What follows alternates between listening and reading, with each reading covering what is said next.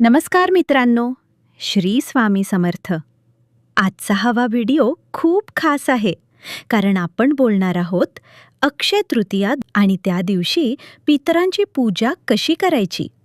पण सुरुवातीलाच एक गोष्ट, हा व्हिडिओ शेवटपर्यंत नक्की बघा, कारण आज मी तुम्हाला अशी माहिती देणार आहे जी कदाचित तुम्ही कधी ऐकली नसेल. आणि कमेंटमध्ये श्री स्वामी समर्थ नक्की लिहा.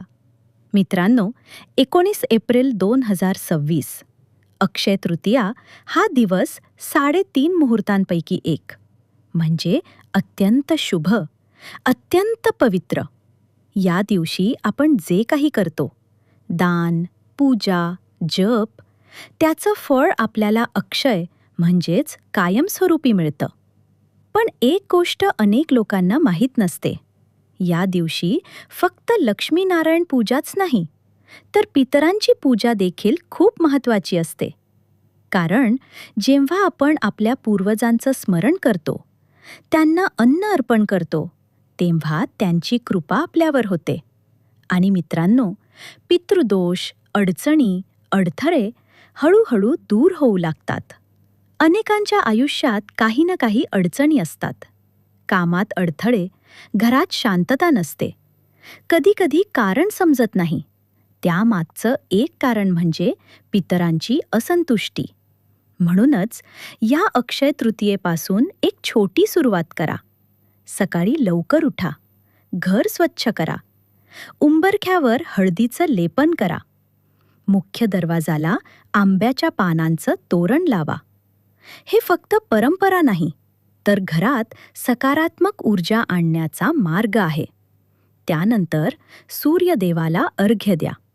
एका तांब्याच्या लोट्यात पाणी घ्या. त्यात थोडी हळद, कुंकू, तांदूळ टाका आणि सूर्याला अर्पण करा. विश्वास ठेवा, यामुळे आयुष्यातील अडथळे कमी होतात. तुळशीची पूजा करायला विसरू नका.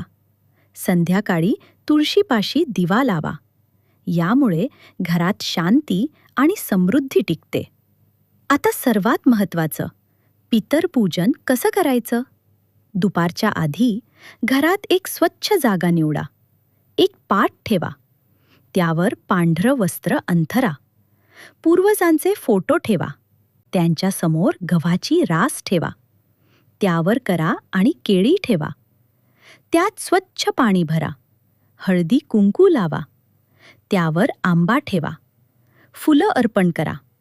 एक दिवा लावा आणि मनापासून प्रार्थना करा, आमच्या पितरांनो, आम्हाला आशीर्वाद द्या. आता नैवेद्य, पुरणपोळी, आंब्याचा रस, साधा स्वयंपाक. जसं आपण स्वतःसाठी ताट वाढतो, तसंच त्यांच्यासाठी वाढा. पाण्याचा चौकोन करून ताट ठेवा. आणि सगळ्यात महत्त्वाचं, त्यांच्या नावानं एक व्यक्तीला जेवायला घाला. पुरुषासाठी पुरुष, सुवासिनीसाठी सुवासिनी, हे खूप महत्त्वाचं आहे. जेव्हा तुम्ही हे करता, तेव्हा फक्त एक विधी नाही, तर तुमच्या पूर्वजांशी जोडलेला एक भाव असतो. मित्रांनो, ही पूजा खूप मोठी नाही, खूप खर्चिक नाही, पण मनापासून केली तर परिणाम खूप मोठा असतो. लक्षात ठेवा, आपण आज जे काही आहोत ते आपल्या पूर्वजांमुळेच. त्यांचं स्मरण करणं ही आपली जबाबदारी आहे. या अक्षय तृतीयेपासून एक छोटी सुरुवात करा आणि बघा, हळूहळू आयुष्यात सकारात्मक बदल कसे होतात. जर तुम्ही यावर्षी पितरपूजन करणार असाल, तर कमेंटमध्ये श्री स्वामी समर्थ नक्की लिहा आणि हा व्हिडिओ शेअर करा, जेणेकरून इतरांनाही ही माहिती मिळेल. श्री स्वामी समर्थ.